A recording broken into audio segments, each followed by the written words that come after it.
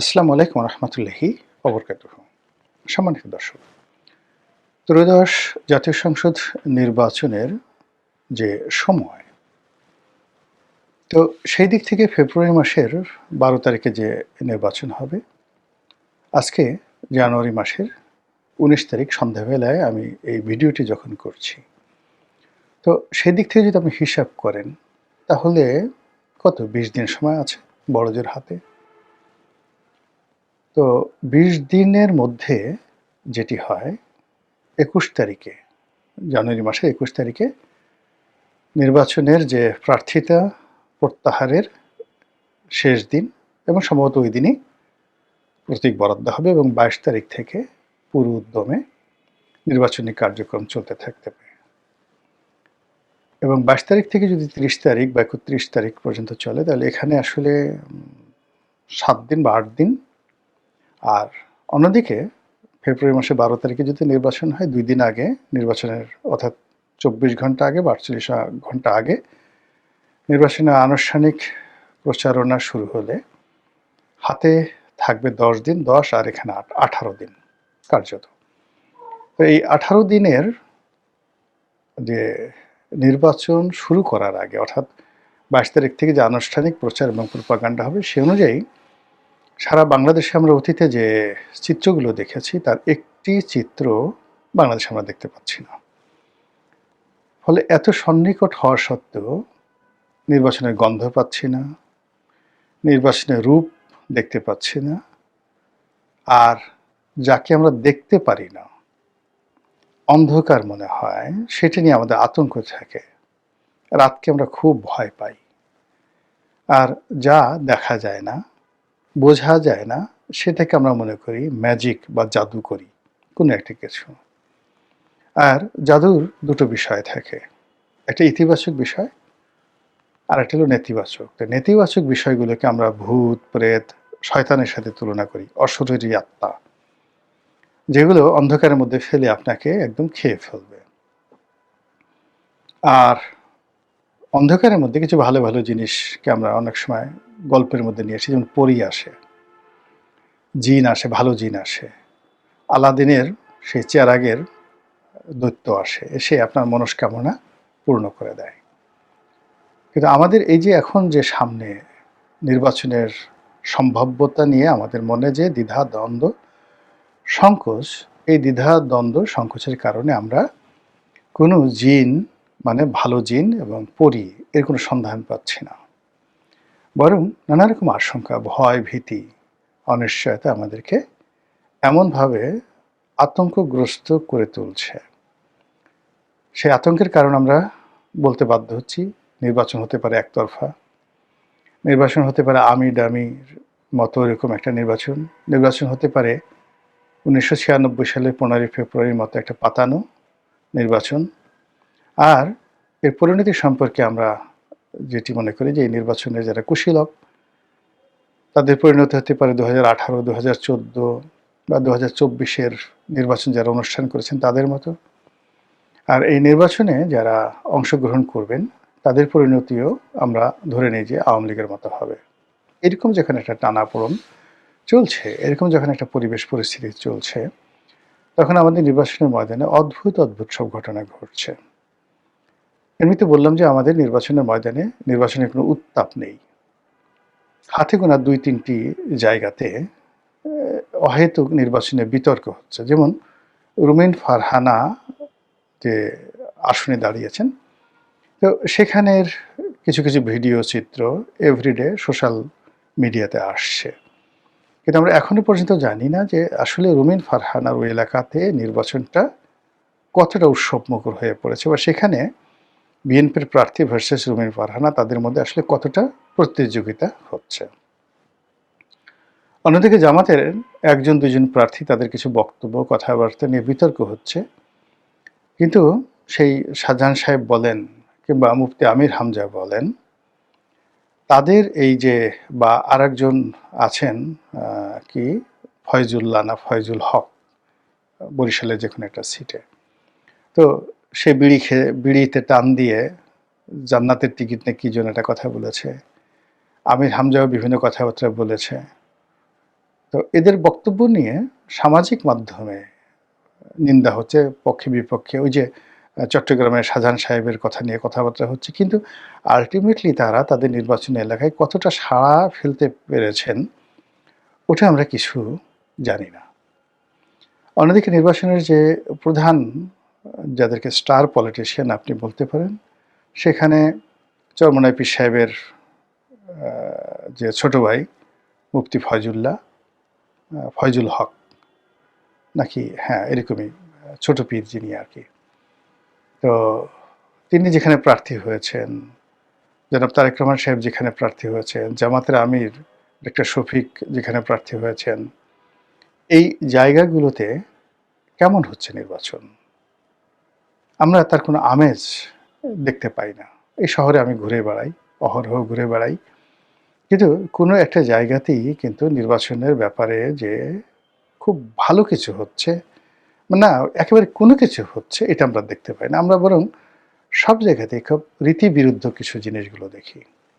আমরা দেখি জামাত বিএনপির উপর গোস্বা করেছে, এবং জামাত কেন তারেক রহমান সাহেবকে এত প্রোটোকল দেওয়া হচ্ছে, জামাতের আমিরকে এই প্রোটোকল পেতে পারেন না, এই অভিযোগগুলো আমরা দেখতে পাচ্ছি।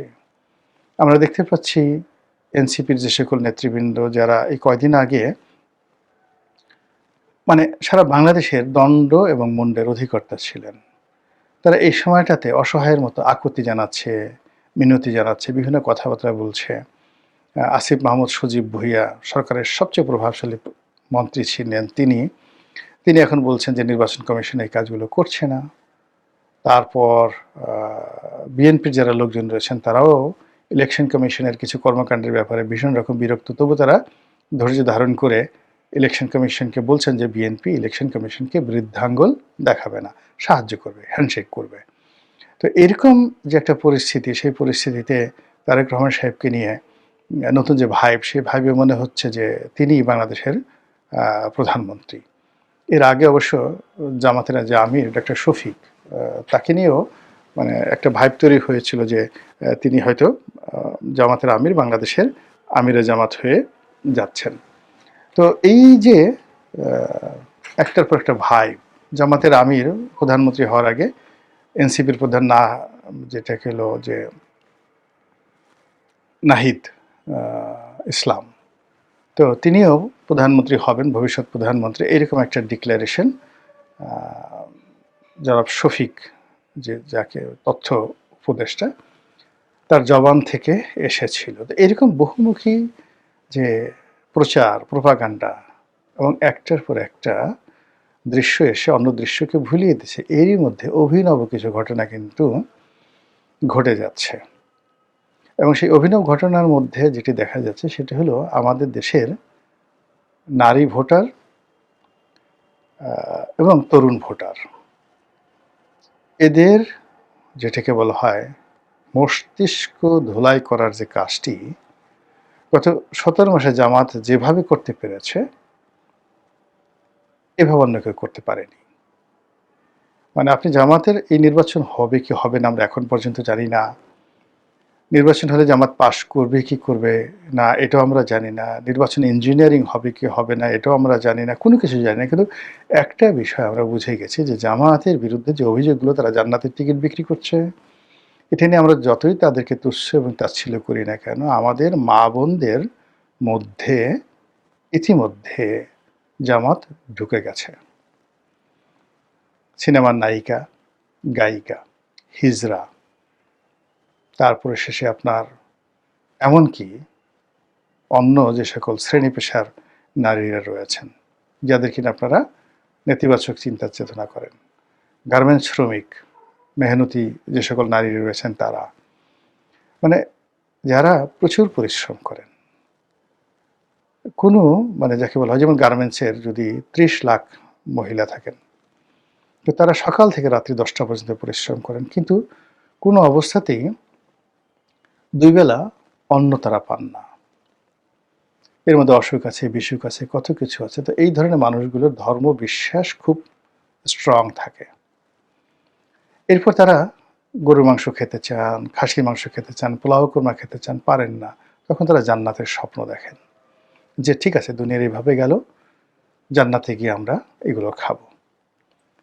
এরপরে তারা চিন্তা করেন যে দুনিয়াতে গার্মেন্টসের যে লোকটি চাকরি করে তার বউ হয়তো অত সুন্দর না, কিন্তু তার খুব পছন্দ সেই আমির হামজার যে পছন্দের তামিল নায়িকা রশ্মিকা মান্দানা, ওইরকম একজন সুন্দরী নারী।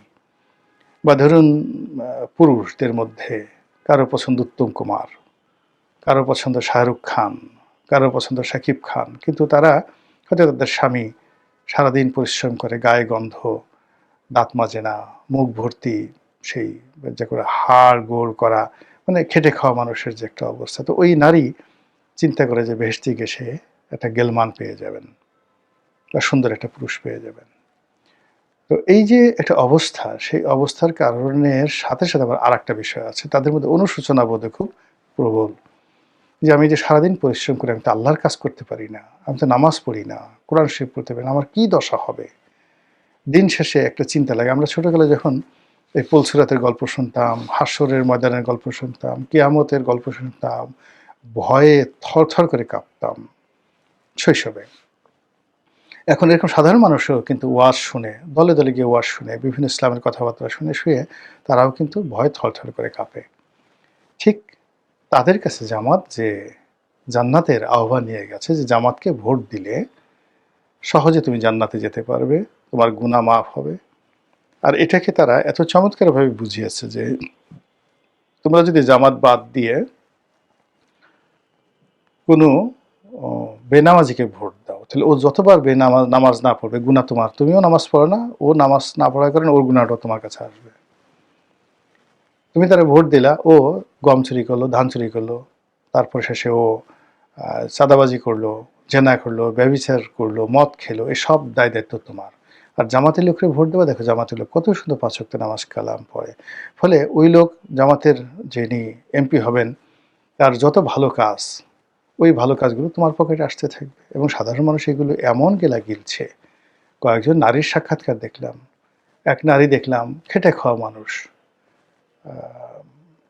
কোনো সমুদ্র সৈকত অথবা রাস্তার পাশে কোনো ফুড কোর্ট স্পষ্ট বোঝা যাচ্ছিল না, সেখানে সে খাবার দাবার বিক্রি করে জীবন জীবিকা নির্বাহ করে। তরুণী।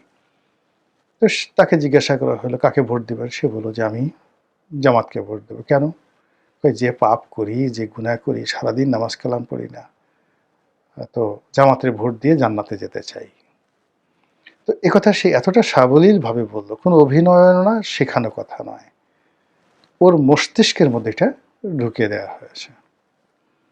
এরপর আর একজন ভদ্রমহিলার কথা শুনলাম, যে শোবিজের মানে শোবিজের অনেকগুলো লোক আছে না, ছোট ছোট ইউটিউব ভিডিও করে, যেমন হিরো আলমের সাথে অনেকে নায়িকা হয়, তারপর শেষে সিনেমাতে অনেকে এক্সট্রা মেয়েগুলো নাচে, ওইরকমই একজন মডেল। হয়তো যারা সেই সকাল থেকে সন্ধ্যা পর্যন্ত এফডিসিতে কাজ করে বা কোনো শুটিং স্পটে কাজ করে 200, 300, 500 টাকা পায়, একটা দৃশ্যে, একটা নাচের দৃশ্যে একটু অভিনয় করে, এতেই তার সংসার চলে যায়। এবং এটা করার জন্য সে কড়া মেকআপ করে, ঠোঁটে লিপস্টিক লাগায় এবং যাকে বলা এলোমেলো পোশাক আশাক পরে, তার যে শরীরের অঙ্গ প্রত্যঙ্গগুলো যেগুলো মানে সেক্স আপিল দেয়, সেই জিনিসগুলোকে তারা প্রদর্শন করে, সেটা নিতম্ব হোক, সেটা ব্রেস্ট হোক, এই জিনিসগুলো করেই তারপর তারা তাদের জীবিকা নির্বাহ করে। এগুলো আপনি বিভিন্ন সিনেমার এক্সট্রা দেখবেন। তো ওই যে মহিলা মনে হলো সে ওইরকমই কোনো একটা মডেল আর কি। তো সেও বলতেছিল সে জামাতকে ভোট দেবে। কেন ভোট দেবে? তো বলে যে অনেক পাপ করেছি, এই পাপ থেকে বের হতে চাই। তো বলে যে আপনি যদি জামাতকে ভোট দেন, জামাত ক্ষমতায় আসে, তখন তো আপনাকে হিজাব পড়তে হবে। তো সে নির্বিকার চিত্রে বলতেছিল যে সেই হিজাব পরা লাগলে পরবো, আমার এই পোশাক দরকার নাই, হিজাব পরা লাগলে পরবো, তবু জামাতকে ভোট দেবো। এখন এই দুইটো সাক্ষাৎকার আমি দেখেছি, আরও এরকম অসংখ্য ঘটনা ঘটছে।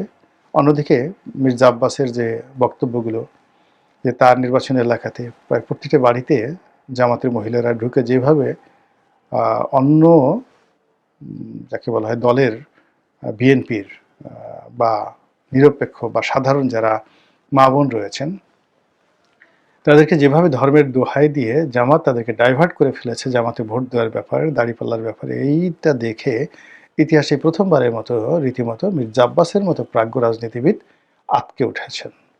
এখন তিনি জামাতের নাম শুনতে পারেন না। অন্যদিকে গিয়ে দেখেন, ওই যে আমাদের টেলিভিশনের জনপ্রিয় মুখ সৈয়দা আশিফা আশরাফি পাপিয়া, এমপি পাপিয়া। তো ওর এলাকাতে, পাপিয়ার এলাকাতে জামাতের খুব প্রাধান্য, চাঁপাইনবাবগঞ্জে। এখন ওখানে জামাত যেভাবে তৎপরতা চালাচ্ছে, পাপিয়া রীতিমতো পাগল হয়ে গেছে। এ কারণে তার হাজব্যান্ড ওখানে বিএনপি মনোনয়ন পেয়েছে এবং ওখানে চাঁপাইনবাবগঞ্জ শহরে মানে বাংলাদেশের যে কয়টি জামাতের দুর্গ আছে তার মধ্যে সবচেয়ে বড় দুর্গটা হলো ওই চাঁপাইনবাবগঞ্জ পুরো জেলাতে। তো সেখানে জামাত যে কাজ করছে সেই কাজে পাপিয়া রীতিমতো পাগল হয়ে গেছে।